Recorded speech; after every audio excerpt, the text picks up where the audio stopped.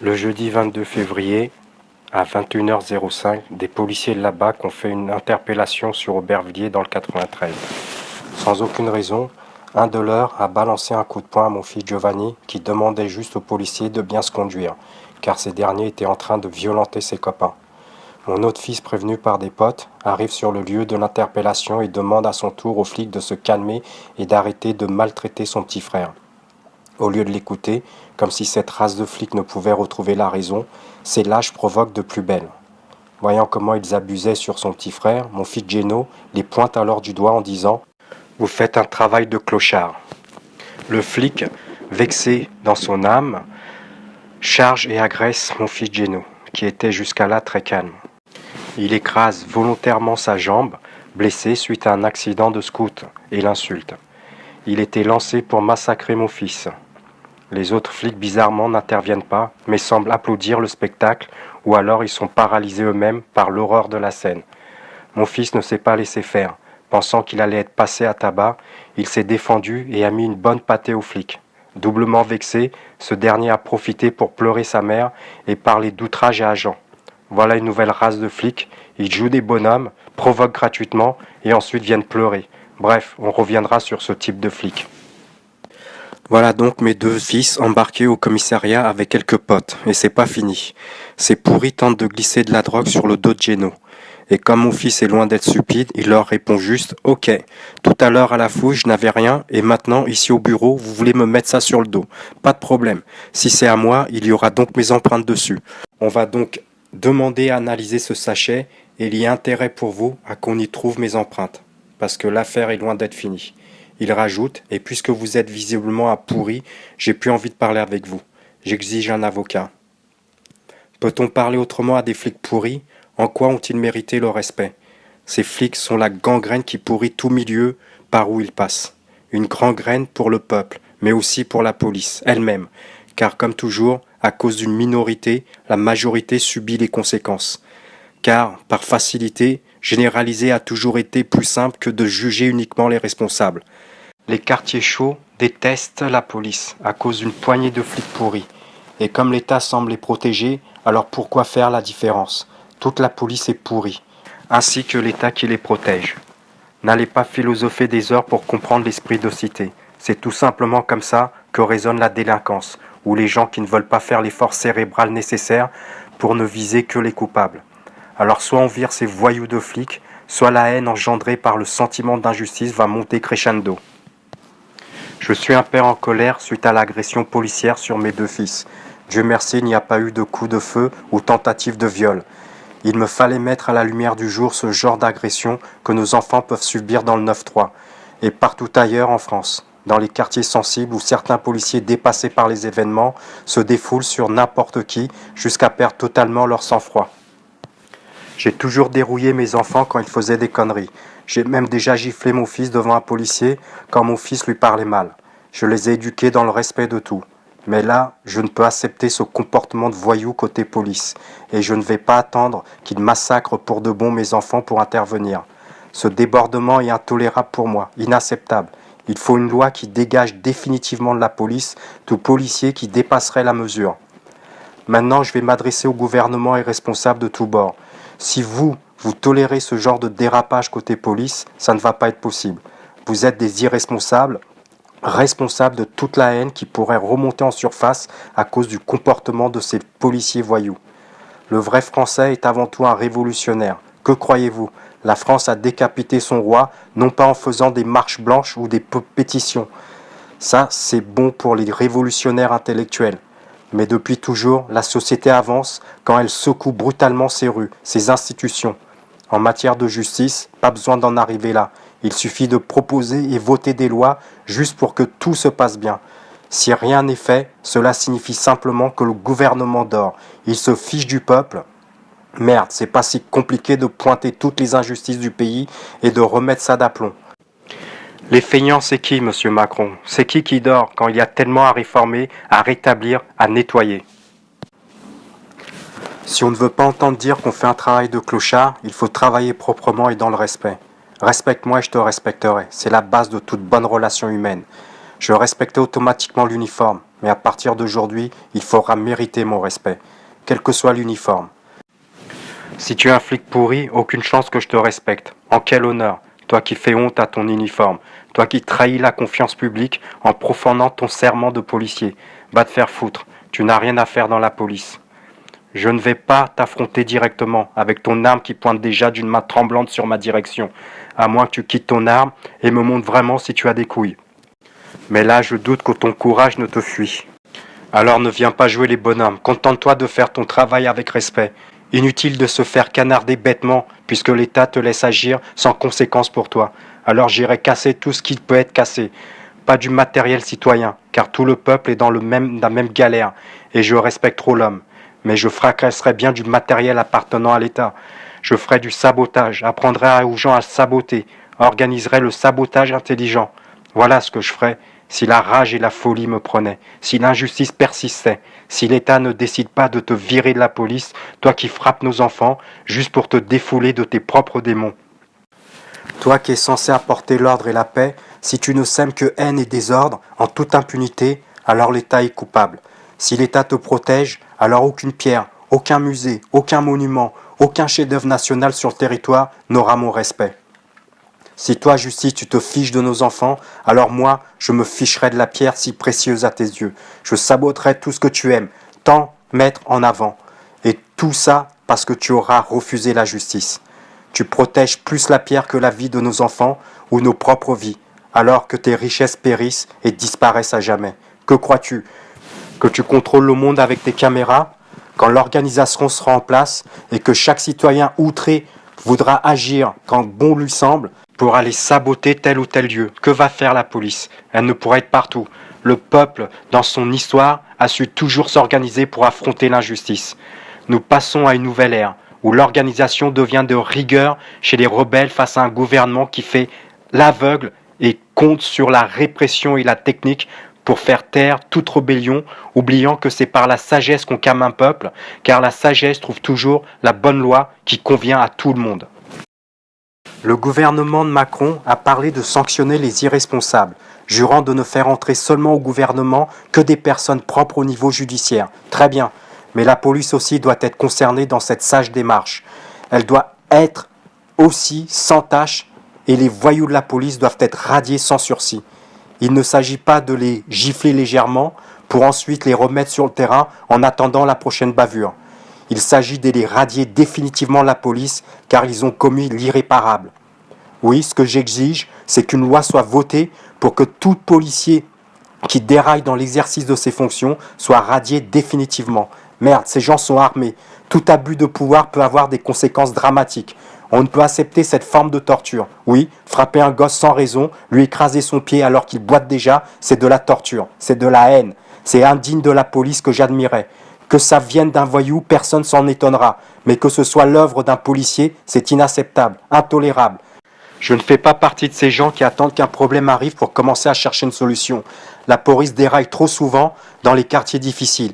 Il est temps de faire un grand balayage et de mettre dehors ces policiers qui risquent d'étaler l'insécurité à tous les niveaux à cause du sentiment d'injustice et d'impunité que le peuple ressent. Alors quoi? Chaque clan protège les siens, c'est ça? Le voyou ne veut balancer ses complices et la police protège ses voyous de policiers sous prétexte qu'ils sont de la maison?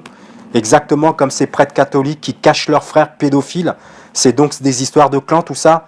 Où est la justice? Moi, mon clan à moi, c'est la justice, et uniquement la justice. Ne prenez aucune mesure, continuez comme ça, ne votez pas cette loi, ok, mais seulement ne venez pas pleurer ensuite quand les villes de France vont s'enflammer. Elles s'enflammeront parce que vous aurez tourné le dos à la justice, et vous seuls, politiciens et politiciennes, serez responsables du chaos. Le peuple veut une loi qui dégage tout flic qui a manqué à son devoir. J'ai pas envie de faire des pétitions ou des marches blanches pour me faire entendre. Je réclame justice à ceux qui parlent et reconnaissent la justice. Pas besoin d'être des millions pour être écoutés. La justice est justice parce qu'elle ne s'attarde pas sur le nombre, mais sur la qualité de service, combattant toute injustice pour que seule la justice triomphe. Et une loi juste agira toujours dans l'intérêt du nombre. Ce n'est donc pas au nombre de se courber pour réclamer justice, mais à la justice de rayonner pour le nombre. Je suis contre la violence, mais je hais par-dessus tout l'injustice. Bon sang, vous n'êtes pas capable de mettre en place des lois justes. Le pays des droits de l'homme serait-il en pénurie de justice par manque de justiciers dans les hauts rangs du gouvernement? Vous nous pompez avec vos histoires de budget, mais en matière de justice, ça coûte quoi de proposer et de voter une loi juste?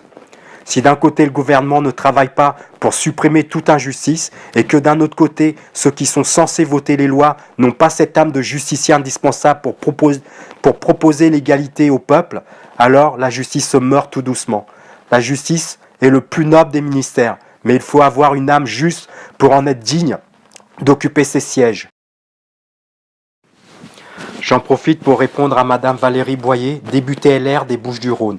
Cette dernière nous dit suite à l'affaire de Théo ceci. Depuis les dernières révélations, plus loin, silence radieux de votre part et de tous ceux qui ont contribué à ce déferlement contre nos policiers. Plus loin, l'État se doit d'être à leur côté, parce qu'à chaque fois qu'un policier, un gendarme, un gardien de prison, un enseignant fait l'objet de violences, c'est la République tout entière qui est défiée.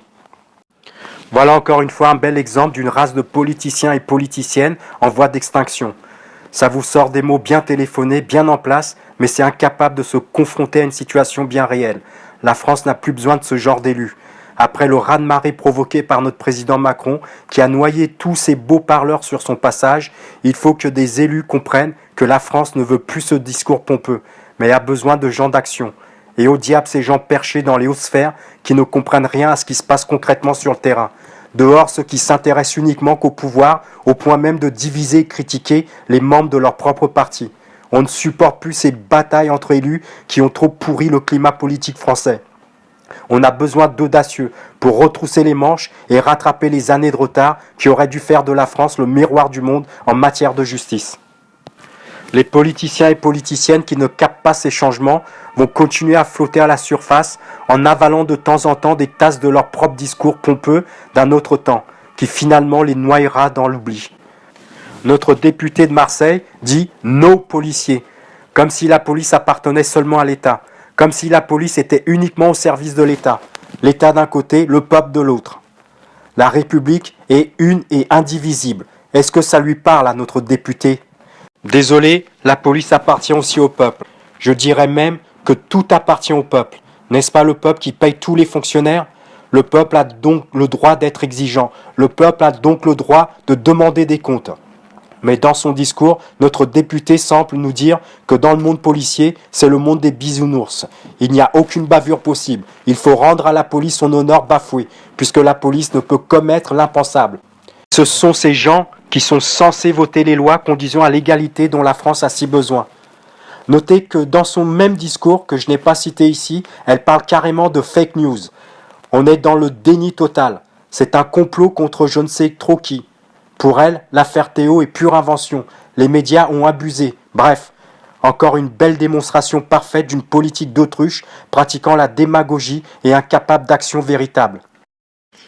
Français, Françaises, vous savez quoi? Prenez l'habitude de lister tous les élus qui vous déçoivent en précisant la date et le motif de votre déception. Ainsi, aux prochaines élections, vous sortirez votre liste et dégagerez tous ceux qui vous auront déçus durant leur mandat. Vous avez trop cette sale habitude d'oublier le passé, et c'est pour cela que nos élus en profitent. Pourquoi changer tant que vous ne devenez pas plus exigeant? Cessez de vénérer ou d'idolâtrer nos élus. Vous semblez oublier que s'ils occupent leur rang, c'est par votre vote. Je ne tremble jamais devant un élu, c'est à lui de trembler devant moi, car s'il ne fait pas son boulot proprement, aux prochaines élections, c'est pas lui qui me dégage, mais c'est bien moi qui va ne pas le voter. Alors Français, Françaises, n'oubliez jamais que les patrons de la démocratie, c'est bien vous, c'est bien le peuple. Revenons à mes deux fils. On va porter plainte. Il y a eu vraiment un abus et j'exige qu'une loi soit votée pour radier les flics qui débordent lamentablement. À propos de débordement, dans l'affaire Théo, on nous prend vraiment pour des cons. Imaginez le flic agresseur avec son bâton. Je vous garantis que quand vous vous battez avec un bâton, vous frappez toujours l'adversaire sur la longueur du bâton. Et si vous voulez faire des frappes avec le bout du bâton, vous visez la tête, le ventre ou d'autres endroits comme la clavicule. Mais certainement pas sur l'anus, à moins que vous soyez un pervers. Sachant cela, expliquez-moi ce qui s'est passé dans la tête du flic pourri pour qu'il vise le canal anal de la victime. Il a forcément profité de la position du jeune déjà bien mobilisé par terre et bloqué pour assouvir son fantasme. Alors maintenant, on va philosopher sur l'intention de viol, sur sa zone charnelle touchée. Non, non, j'ai pas voulu le violer, il n'a pas voulu le violer, regardez, c'est pas l'anus qui a été violenté. Non, mais vraiment n'importe quoi. Même les experts disent pourtant que le jeune a eu une déchirure de 10 centimètres au niveau du sphincter. Vous voyez, c'est le sphincter qui est touché et pas l'anus. Donc pas de tentative de viol. C'est pas possible. Est-ce que vous êtes vraiment débile à ce point? C'est effrayant. Ça pue les gars qui veulent fermer les yeux. Il y a eu agression dans une zone où normalement lors d'une interpellation, il n'y a aucune raison pour que la victime y soit blessée. Bien entendu que le policier a voulu faire pénétrer son bâton dans l'anus du jeune Théo. C'est évident, pas besoin d'être un expert pour ça.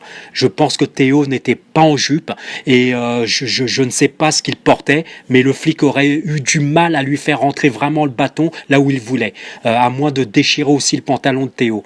Il ne pouvait que violenter indirectement la zone visée. Et si on a pu observer des déchirures sur cette zone, on peut imaginer la force employée et la volonté de s'éterniser sur la zone anale afin de faire bien mal aux jeunes. Alors quoi? Si à la place de Théo, c'était une femme et qu'on aurait observé une déchirure au niveau du sphincter, les mêmes experts seraient alors à tergiverser là pour savoir s'il y a eu intention de sodomie ou bien intention de pénétration vaginale. Non mais où est-ce qu'on va là? Comme si cela allait changer le déroulement des choses.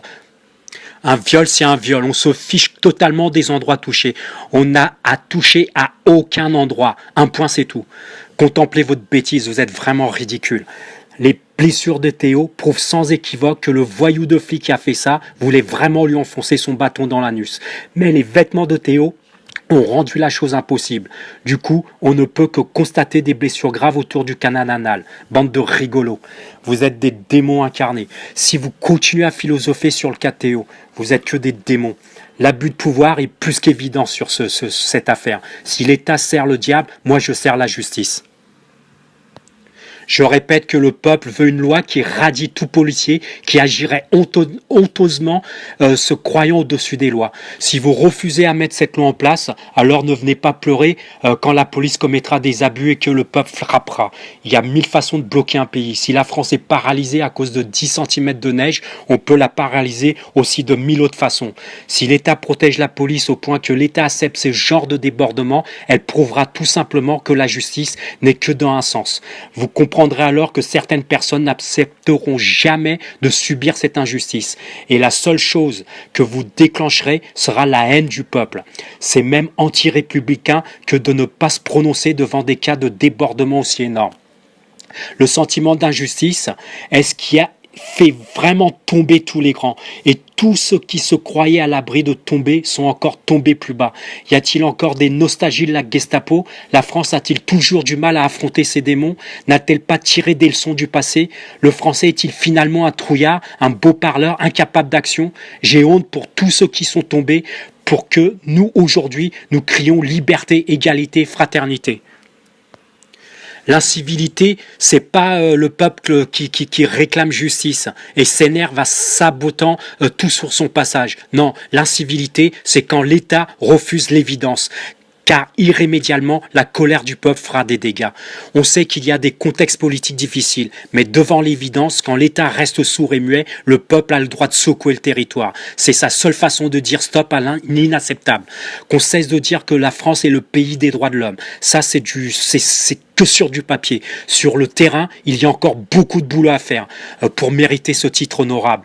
Dans le vrai pays des droits de l'homme, comment le peuple pourrait-il crier injustice? Les policiers qui agissent comme des voyous n'ont rien à faire dans la police. Et c'est en les radiant qu'on protégera notre police et qu'on assurera la paix dans les quartiers.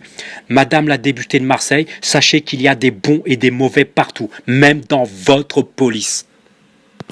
Je me répète, je demande seulement à ce que l'État fasse son travail et radie à jamais les policiers qui ont bafoué l'honneur de la police. Si on ne va pas dans ce sens, on court à une catastrophe et l'État agira en irresponsable, prouvant encore qu'il y a une justice à deux vitesses. Le flic qui a agressé mes deux fils doit être radié. Le flic qui a agressé Théo doit être radié. Tout flic qui dépassera la mesure devra être radié.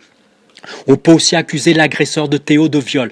pas tentative de viol, mais bien de viol. Car pour moi, je ne fais aucune différence entre tentative de viol et viol.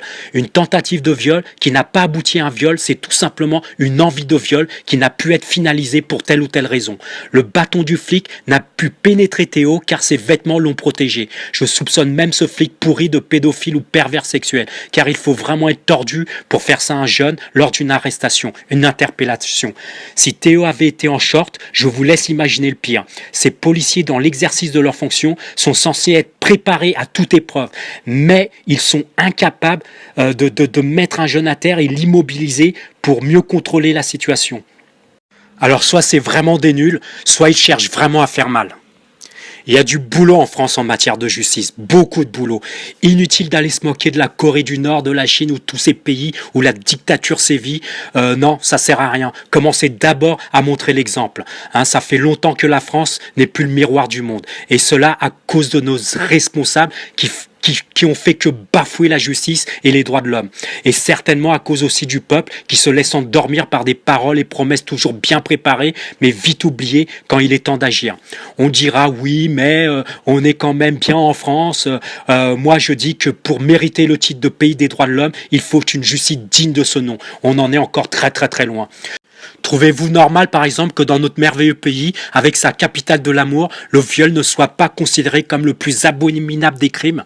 Une personne violée se fait tuer plusieurs fois pour moi. Une fois dans sa chair, une fois dans son esprit, une fois dans son honneur. Et chaque jour de sa vie, ces 3 fois le lui rappelle ce qu'on lui a volé. Quant à un mort, c'en est fini pour lui.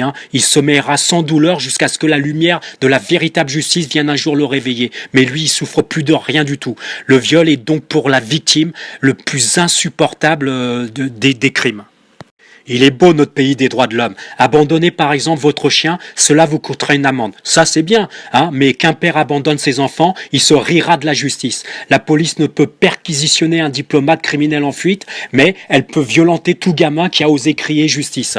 Vous en voulez, en voilà. Toute votre vie, vous vous battez pour vos enfants, vous partez en les laissant le fruit de votre travail et voilà que l'État vient mettre son nez dans vos affaires d'héritage. On usurpe votre identité et vous voilà dans un pétrin insurmontable parce que l'État n'a rien prévu pour ce cas.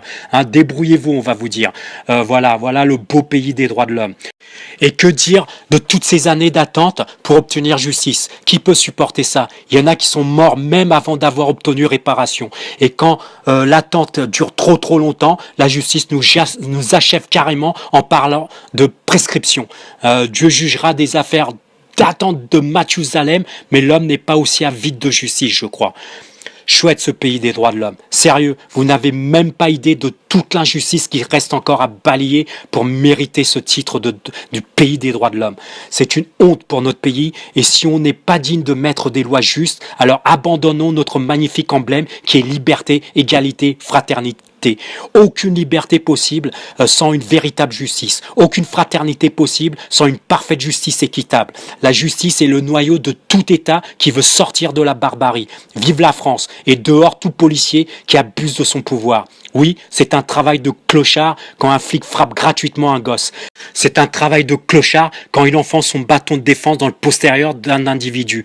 Dehors, ces clochards de la police, la République n'a pas besoin d'eux. Honneur aux flics qui, malgré tout, malgré la difficulté qu'ils subissent dans l'exercice de leurs fonctions, gardent toujours leur sang-froid dans le respect et la protection de chaque citoyen.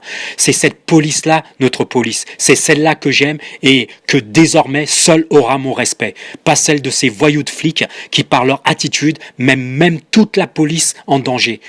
En effet, il y a des gens dans ce bas monde qui persistent toujours à mettre tout le monde dans le même panier. Et c'est ainsi que des innocents subissent des violences à cause toujours d'une minorité qui fout la merde partout où elle passe. Alors, par pitié, votez cette loi qui apportera de nouveau la confiance dans chaque clan, chaque quartier, chaque famille.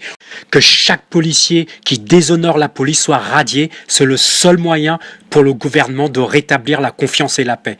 Toute injustice entraînera toujours des sentiments de frustration qui réveilleront toujours tôt ou tard la haine que chacun de nous tente à anéantir, à combattre chaque jour de notre vie. Voilà où ces connards de flics nous conduisent alors qu'on s'efforce à enterrer définitivement nos démons.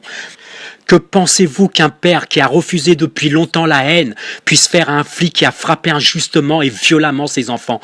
Moi, j'ai envie de foutre son cul sur le haut d'un poteau électrique et demander aux experts qu'ils devinent si j'ai voulu le violer ou juste allumer son cul. Ça fait 30 ans que j'ai fracassé mes démons et ces connards de flics viennent de les réveiller. Si une loi n'est pas votée contre ces flics pourris, la prochaine fois, c'est dans les rues que je me défoulerai. Vous voulez casser nos enfants gratuitement? Nous, on va casser la rue et tous les biens précieux de l'État, on va les enflammer. Si nos enfants n'ont aucune valeur aux yeux de l'État, alors l'État est l'ennemi du peuple, de la famille, de l'avenir. Que la France trouve son courage pour se débarrasser de ces nouveaux nazis qui polluent la police et qui nous rappellent une sale période de notre histoire. À votre avis, dans les années 40, dans quel camp auraient été ces flics voyous d'aujourd'hui? Dans la milice ou avec les maquisards? Dans quel camp aurait été le gouvernement d'aujourd'hui? Avec le démon ou pour la justice? Monsieur le Président, débarrassez la France de ces flics pourris qui ne respectent plus rien. Bon sang, si vous voulez vous distinguer de vos prédécesseurs, parlez justice. Brandissez ce merveilleux flambeau qu'est la justice et le peuple vous le rendra au centuple. Ignorez la justice, vous ne serez que de passage comme tous les autres qui ont oublié d'enfiler ce beau manteau blanc qu'est la justice, préférant porter le manteau de l'apparence et ne faire que de beaux discours pour endormir le peuple. La société change, mais la justice jamais ne doit disparaître. La France n'a pas atteint cette maturité nécessaire qui lui permet de se prétendre le pays des droits de l'homme. Vive la France, c'était un père en colère.